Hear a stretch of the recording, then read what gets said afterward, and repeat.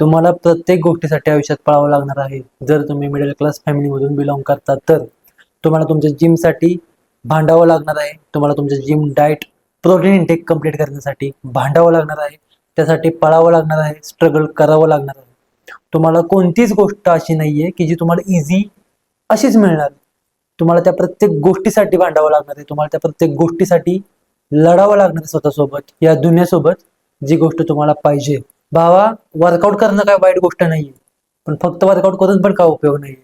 त्यासाठी तुला protein intake complete करणं खूप महत्वाचं आहे. तुझा कॅलरीज इंटेक कंप्लीट करणं खूप महत्वाचं आहे. लोक म्हणतात आम्ही गेन होत नाही.